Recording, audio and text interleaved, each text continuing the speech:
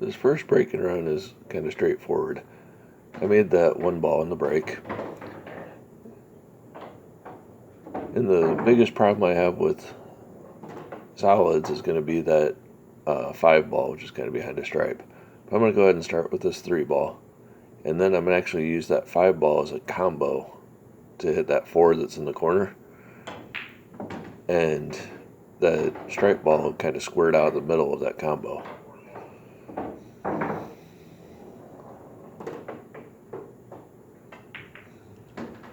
So I comboed the 4, and then I ended up with a shot with the 5.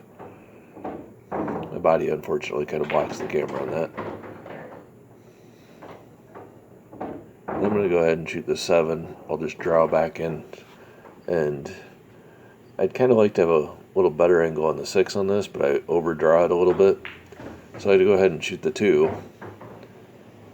And then I still don't quite end up where I exactly want to be on the 6.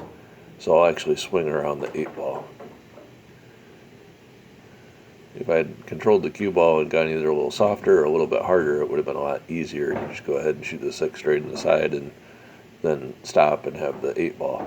But instead I kind of go to the rail, 2 rails, kind of slide between those balls, the 9 and the other stripe there, and then hit the 8 ball in the corner.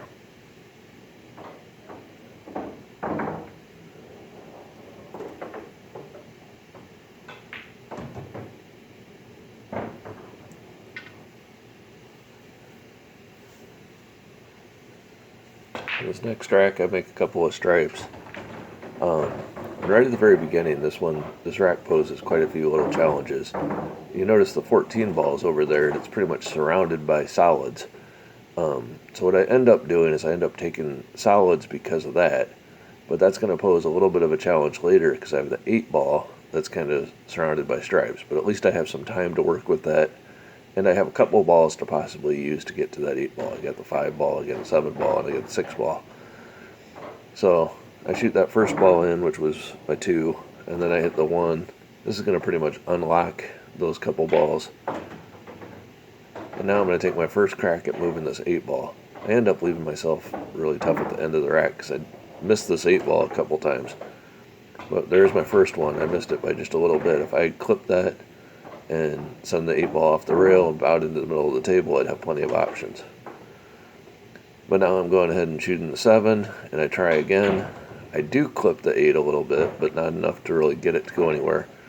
So at this point, I've kind of resigned myself to a tough cut on the 8 ball. So I'm going to go ahead and cut this 6 in the side, and then I'll use the 4 to kind of roll up and to get on the 5 ball. And then I'm just going to follow over to this side rail and deal with a tough cut on the 8.